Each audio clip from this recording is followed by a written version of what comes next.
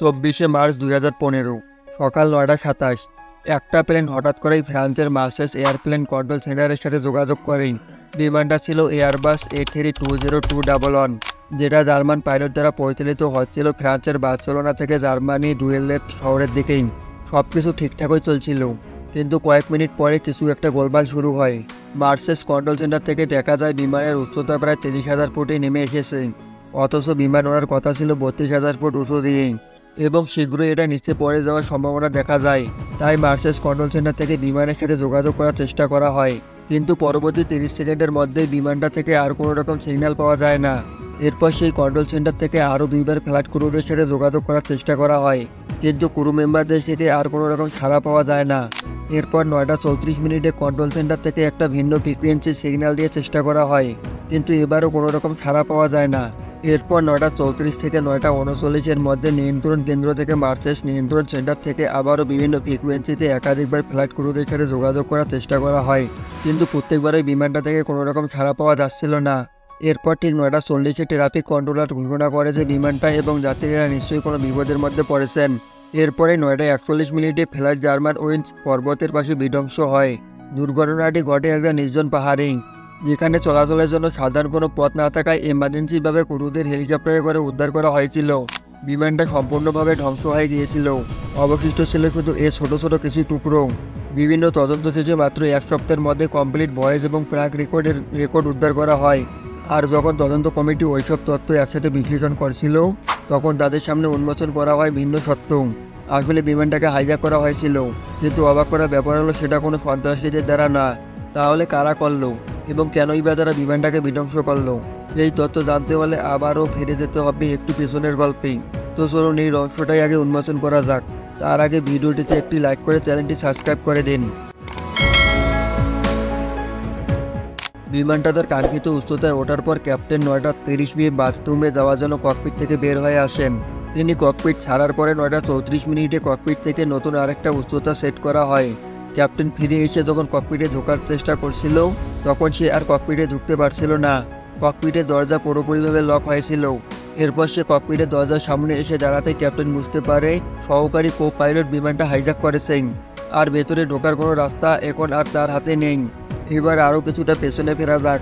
2001 সালে twin tower হামলার পর থেকেই হাইজ্যাকারদের হাত থেকে রক্ষা করতে বিমানের ককপিটগুলোতে কিছুটা পরিবর্তন আনা হয়েছিল। এক্ষেত্রে ককপিটে প্রবেশ করতে হলে একজন পুরুষ সদস্যকে প্রথমে ককপিটের একটি সিস্টেমের মাধ্যমে কল করতে হবে এবং একটা সিক্রেট বোতাম চাপতে হবে, যেটা ককপিটের ভেতরে বাজবে, আর তখন পাইলটের দরজা আনলক করবেন আর পুরুষ সদস্যরা ককপিটের ভেতরে প্রবেশ করতে পারবেন। তবে ক্রুদেরকে কিছু কিছু ক্ষেত্রে এমার্জেন্সি কোড দেওয়া হয়ে থাকে, যার মাধ্যমে ককপিটে কোনো জরুরি অবস্থা তৈরি হলে যাতে তারা ককপিটে অবস্থিত পাইলটের অনুমতি ছাড়াই অটোমেটিকভাবে দরজা খুলে ফেলতে পারেন। সেই ক্ষেত্রে ক্রু মেম্বারদেরকে ককপিটে থাকা এমার্জেন্সি কোডটা ব্যবহার করতে হবে। তবে আবার এমন ব্যবস্থাও আছে যেখানে ককপিটে থাকা ব্যক্তিরা ক্রুদের এই অ্যাক্সেস বাতিল করতেও পারবেন। এই অবস্থায় ককপিটে থাকা পাইলটের দরজা কন্ট্রোল পরিবর্তন করার সমস্ত জরুরি অ্যাক্সেস লক করে ফেলতে পারেন, আর সেটাই মূলত এই হাইজ্যাকিংয়ের সময় ব্যবহার করা হয়েছিল। এই সুযোগ ব্যবহার করেই বিমানের কো পাইলট দরজার কন্ট্রোল পরিবর্তন করে ককপিটে প্রবেশ স্থায়ীভাবে বন্ধ করে দিয়েছিল। এরপরে 9:36 ক্যাপ্টেন বারবার প্রবেশ করার চেষ্টা করতে থাকে, কিন্তু ককপিটের দরজা এতটাই বেশি মজবুত ও শক্তিশালী ছিল যে তার পক্ষে সেখানে প্রবেশ করা সম্ভব হয়নি। কিছু সময় পরে যখন বিমানটা আস্তে আস্তে নিচের দিকে নেমে যাচ্ছিল, তখন যাত্রী আর ক্রু মেম্বাররা সবাই বুঝতে পেরেছিল যে তারা হয়তো আজকের প্রাণ হারাতে চলেছে। আর দুঃখজনকভাবে এমনটাই হয়েছিল। এই মারাত্মক দুর্ঘটনায় কেউই বেঁচে ফিরতে পারেনি।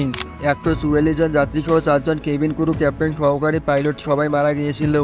আরও দুঃখজনক ব্যাপার হলো সেই সকল যাত্রীদের মধ্যে একটা স্কুলের বেশ কিছু শিক্ষার্থী স্পেনে ঘুরতে এসে সেখান থেকে ফিরছিল।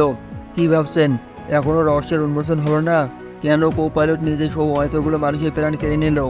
মূলত সেই সহকারী পাইলটের বয়স ছিল মাত্র 27 বছর, আর ছোটবেলা থেকেই তার পাইলট হওয়ার তীব্র আকাঙ্ক্ষা ছিল।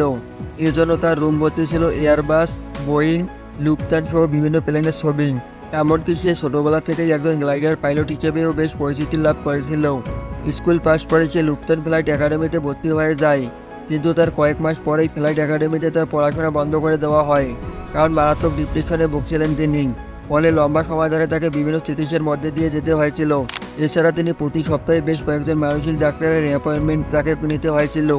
অবশেষে তিনি পুরোপুরি সুস্থ এমন একটা মেডিকেল সার্টিফিকেট পেয়ে যান, এই সাথে এর কিছু মাস পরে তার ফ্লাইং লাইসেন্স এবং স্টুডেন্ট আইডিও ফেরত দেওয়া হয়, কিন্তু একটা শর্ত দেওয়া হয় যে যদি পরবর্তীতে আর কখনো এমন অসুস্থতার প্রকাশ পায় তাহলে তার পাইলট হওয়ার স্বপ্ন চিরতরে বাতিল হয়ে যাবে। এত কিছুর পরেও তিনি ট্রেনিং চালিয়ে যেতে থাকেন, কিন্তু হঠাৎ এক সময় সে বড় একটা সমস্যার সম্মুখীন হয়।